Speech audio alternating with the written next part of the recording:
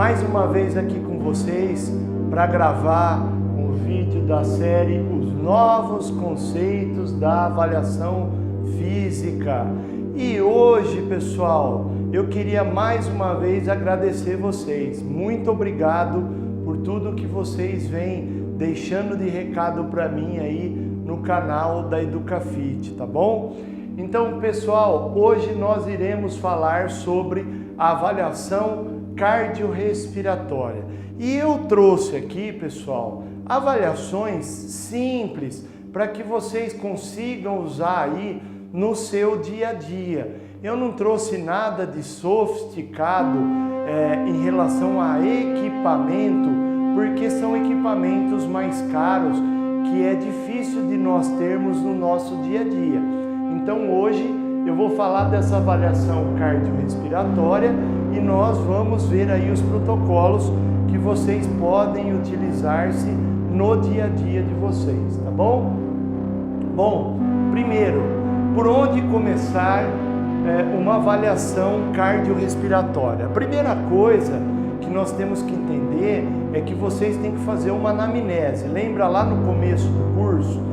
Depois dessa anamnese, entendendo que a pessoa pode ou não ter algum tipo de risco, passar para frente e fazer o teste de frequência cardíaca, que nós também já fizemos aí um vídeo falando de frequência cardíaca. Depois da frequência cardíaca, passar para um outro teste que é a pressão arterial, que nós também já fizemos uma aula sobre pressão arterial. E aí, depois dessas três avaliações, sim, iniciar um processo de avaliação cardiorrespiratória, ok? Então, olha só, o que é uma avaliação cardiorrespiratória? É a capacidade do organismo de captar, fixar, transportar e utilizar o oxigênio. Então, olha só, a participação do oxigênio, ele vai para a função respiratória, função pulmonar, função cardiovascular e função muscular. Olha o que acontece. Então, eu capto lá o oxigênio através da respiração, fixo ele através da hemoglobina, levo ele fixado, transporto ele para o músculo e utilizo ele na forma metabólica lá na mitocôndria. Então é isso que eu vou avaliar hoje com vocês aqui, tá bom? Então isso aí acontece da seguinte maneira: o ar é inspirado, passa lá pelos pulmões, cai na corrente sanguínea, chega até o coração e aí ele passa na corrente sanguínea de novo e vai chegar até a mitocôndria. O residual que sobra de todo esse complexo vai ser jogado para fora da mesma maneira no processo inverso. Então ele vai sair daqui, cair, vai lá para a parte suja, né, que a gente chama lá o sangue azul ou pobre em oxigênio, e aí vai ser expirado em forma de CO2, VCO2, tá bom? Então esse é o processo que nós vamos estar avaliando aí com a capacidade cardiorrespiratória. E aí, pessoal, aqui eu tenho uma tabelinha referência que fala o seguinte, ó. Então, a minha pressão arterial máxima, a sistólica, e a mínima diastólica, ela tem que estar em média de 120 a 80 mililitros de mercúrio, ok? Então, olha só, eu não posso estar nem muito acima e nem muito abaixo. Isso é uma média boa para aquelas pessoas que precisam estar dentro do estado de normalidade.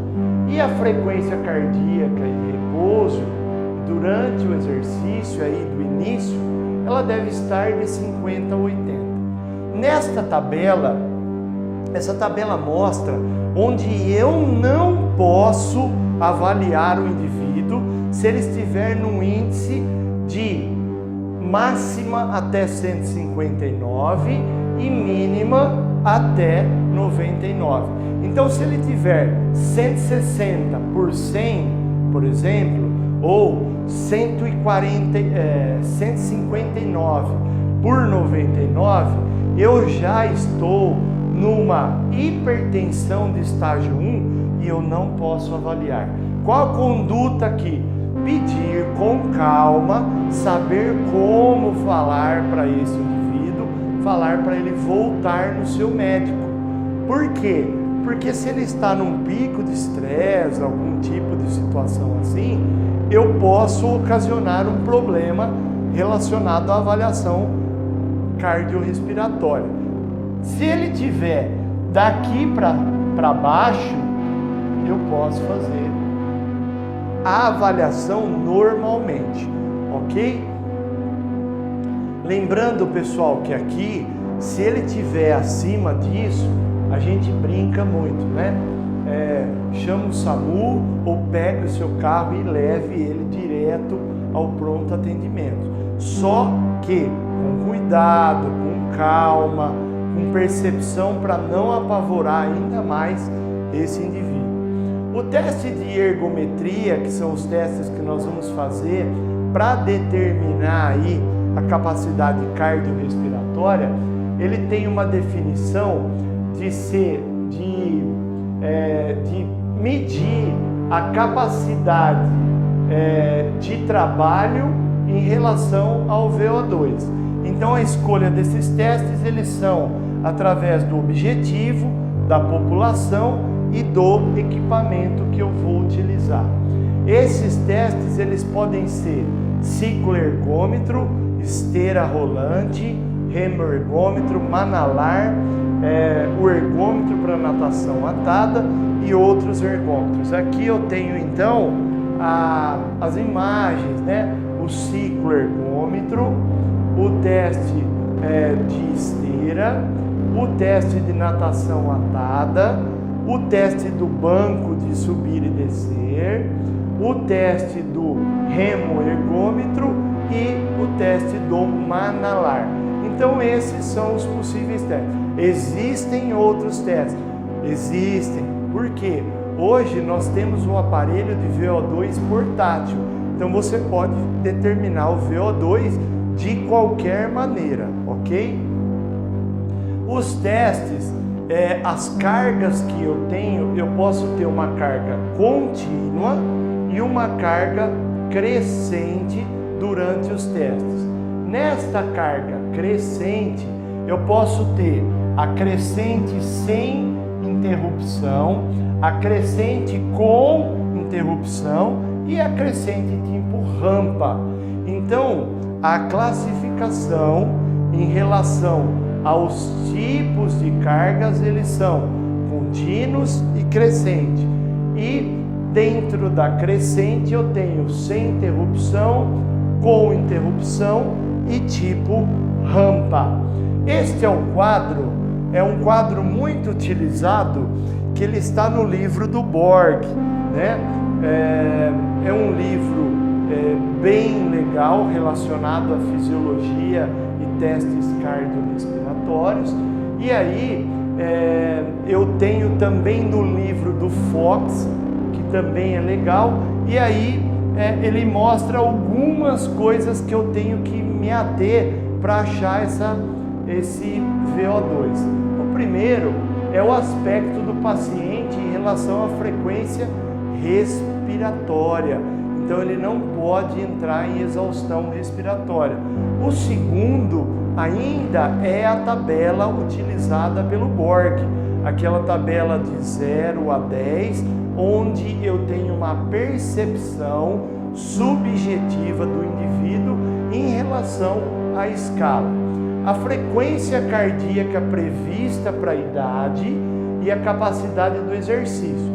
A pressão arterial sistólica, que é a máxima, e as medidas de ar expirado, como limiar anaeróbio, coeficiente respiratório, o platô desse desse teste e a ventilação expiratória, ok? E a concentração de lactato venoso. Então, esses são alguns indicadores aí que nós temos. Aqui, pessoal, falando de teste de potência aeróbia, eu tenho aqui que me ater a dois níveis onde essa potência aeróbia pode chegar. Primeiro é o ventilar respiratório, que é o limiar 1, e o limiar 2 é o ponto de compensação respiratória. O limiar 1 é o momento onde existe um aumento não linear do lactato e do CO2. Então ele cresce de uma forma contínua, enquanto que o limiar 2 é o momento onde há um aumento abrupto da ventilação pulmonar. Então esse indivíduo começa a entrar em fadiga pulmonar. A partir desse momento, a execução do exercício, ele torna-se mais difícil e a continuidade do exercício, ela torna-se também mais difícil, desculpa. O VO2 máximo é o ponto de consumo de oxigênio onde alcança um platô e não mostra qualquer aumento adicional ou aumenta apenas ligeiramente com uma carga de trabalho adicional. Ele é conhecido também como potência aeróbia máxima, segundo o McArdle em 1991, ok? Então algumas referências aí falando desses testes.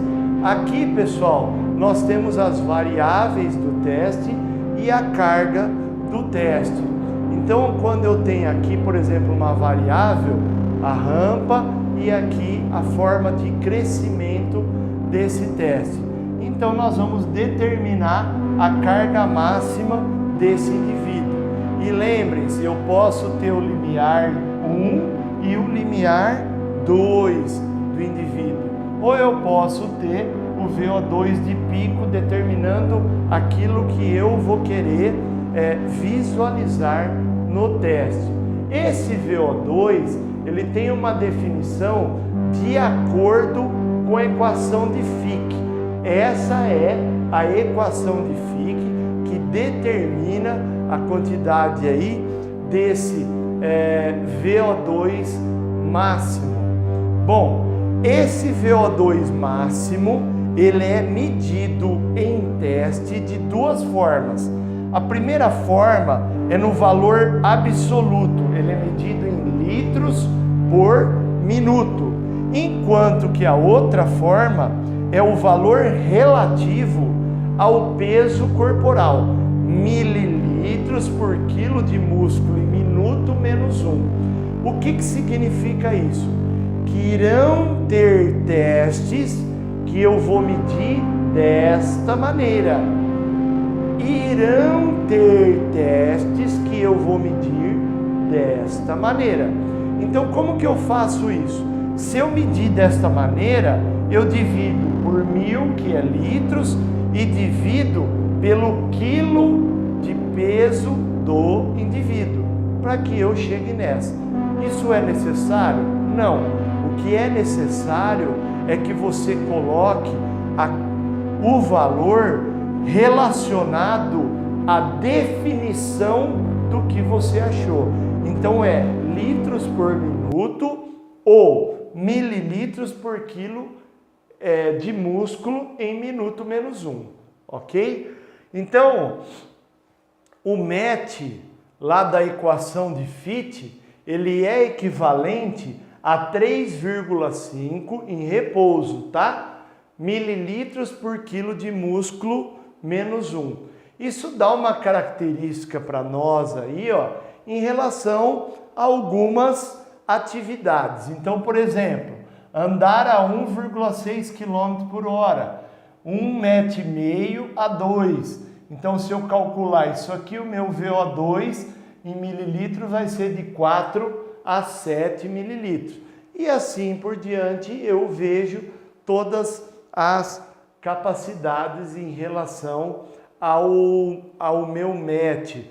Então olha só, aqui eu tenho uma tabela, pessoal, que é uma tabela relacionada ao livro do McArdley, que mostra que todos aqueles indivíduos que praticam atividade física, que praticaram atividade física, que não praticaram atividade física, têm uma diminuição na sua capacidade relacionado ao VO2. O que isso significa? Que mesmo que a pessoa era muito bem treinada numa idade de 20 anos e tinha um VO2 alto, não significa que aqui ele tem um VO2 baixo. Significa que com o passar dos anos a capacidade de VO2 dele foi diminuída. Só que ele pode manter a capacidade aqui excelente e aqui excelente. Só que aqui com 20 anos e aqui com 70 anos. Entenderam?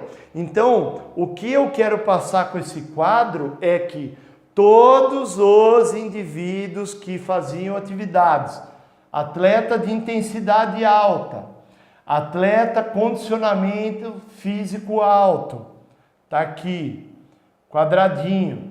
Aí, atletas com treinamentos interrompidos, tá aqui.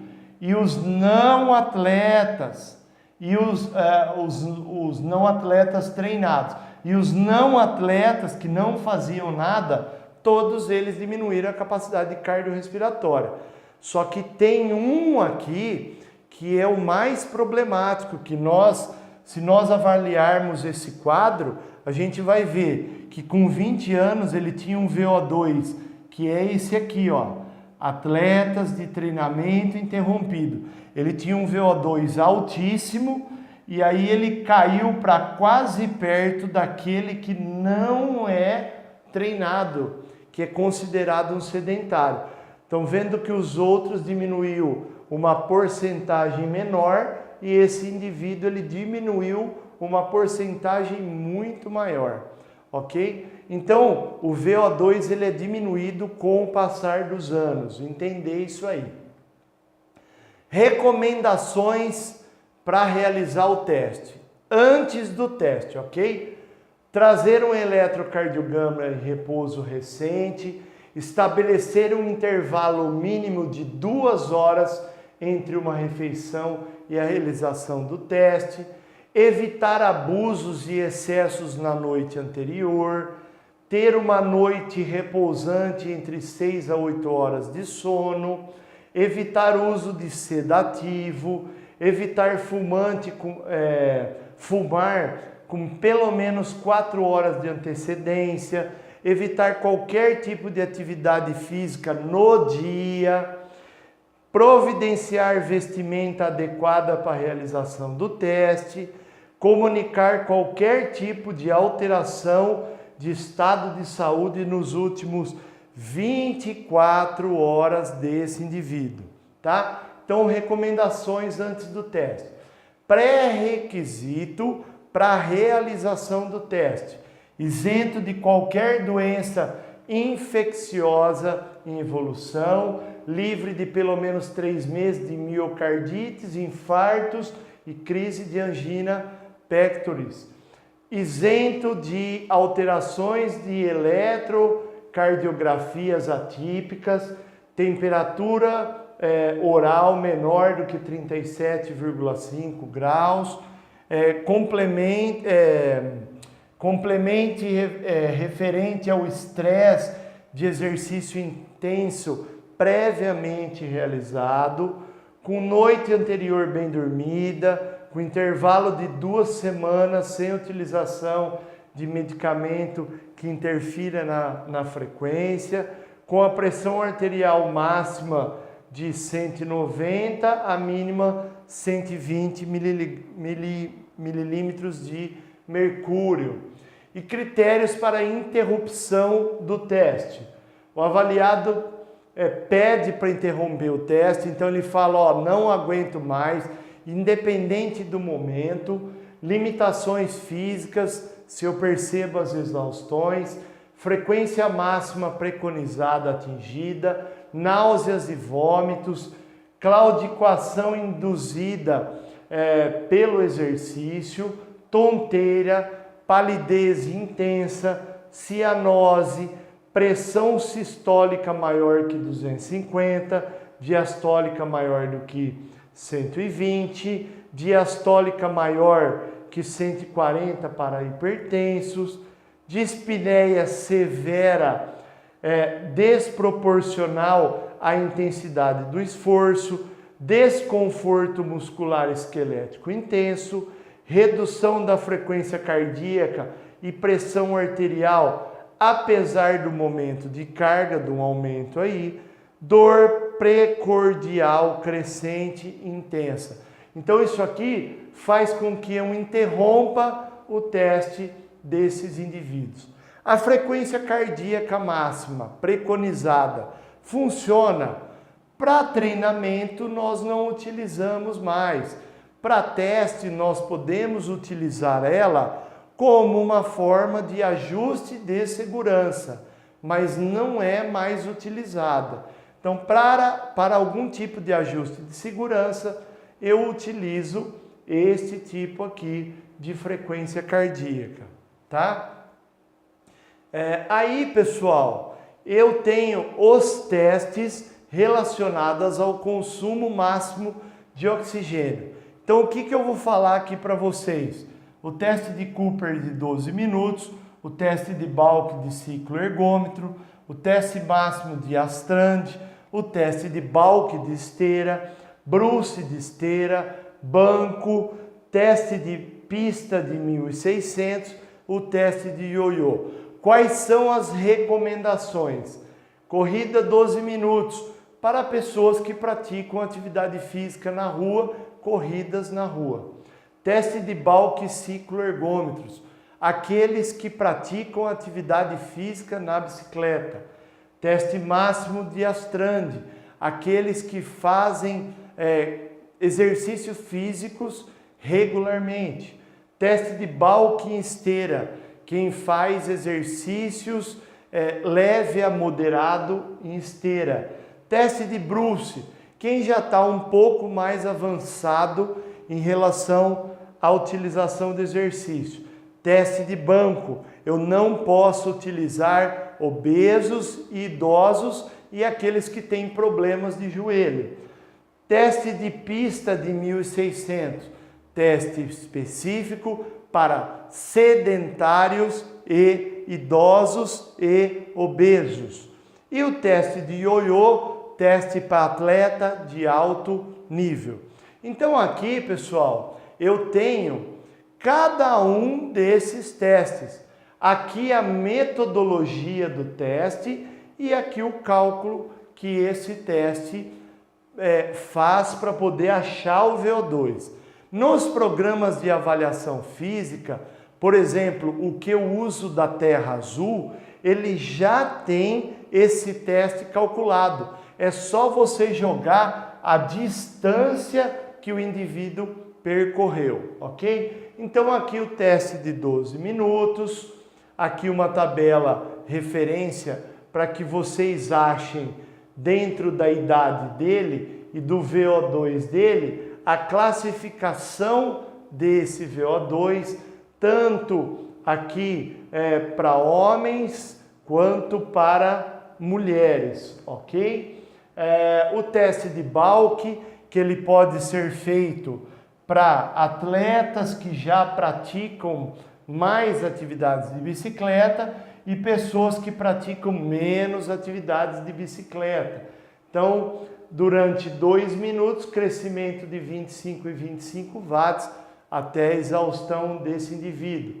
Mais uma vez a classificação, o teste de Astrand de cicloergômetro máximo, o teste de Cash e McArdley, que é o teste do banco submáximo, Então ele vai subir no banco durante 3 minutos e eu vou achar a frequência cardíaca do 5º ao 20º segundo e jogar essa frequência cardíaca na fórmula, tá? Outra tabela para dispor aí a classificação. O teste do Balk de esteira é um teste constante que ele vai fazer de 5,4 km por hora e vai acrescentar inclinação de 1% até a exaustão.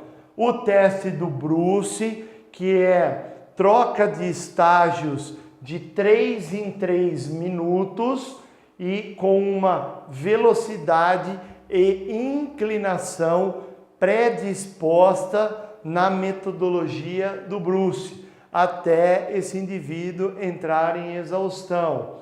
Joga e faz o cálculo e joga aqui, tá? Então, ó, aqui o teste do Herbert Simões de 2011, que é um teste de corrida de 1.600 metros no menor tempo possível, e ele indica para que esse indivíduo faça numa pista de 400 metros, para que você ache também a velocidade média. Então tá aqui a classificação deste indivíduo e o teste de ioiô, que é do Bangeshbo em 1996. Ele é um teste muito utilizado, é um teste de corrida com deslocamento de ida e volta. Então aqui está toda a prescrição do teste, aqui os níveis relacionados ao nível 1 e o nível 2. No nível 1 eu tenho uma capacidade de início de velocidade, no nível 2 eu tenho outra capacidade de início de velocidade.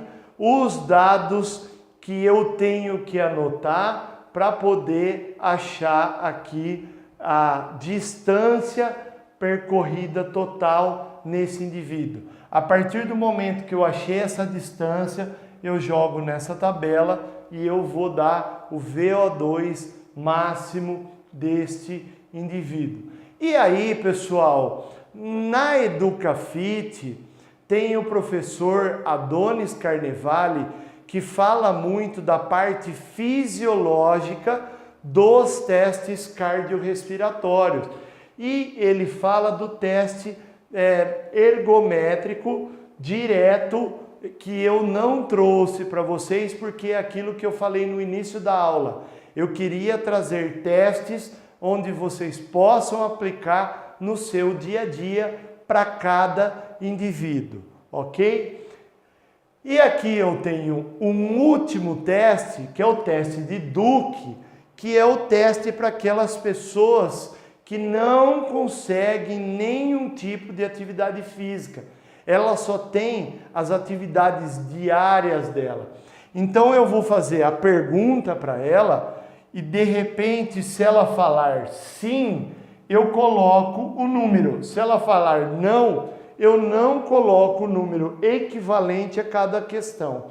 E aí eu somo, ao final de todas as questões, eu somo esta quantidade que deu e jogo aqui nesta tabelinha, aqui no DASI. E aí eu faço o VO2 dela, ok? Pessoal, mais uma vez aqui os meus contatos, para que vocês entrem em contato, curtam as minhas páginas, aqui o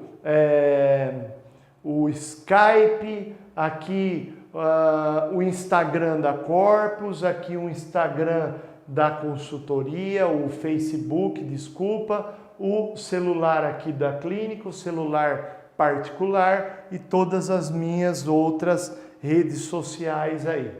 Mais uma vez, eu queria agradecer aos meus parceiros, a Terra Azul Tecnologia, que tem todo tipo de equipamento para avaliação física, a Físicos, que tem todo tipo de equipamento de musculação, pilates, equipamento para treinamento funcional, equipamento para luta, equipamento para futebol, todos os tipos de esporte, basquetebol, tudo aquilo que vocês imaginarem na área de fitness e esportes, tem na Físicos.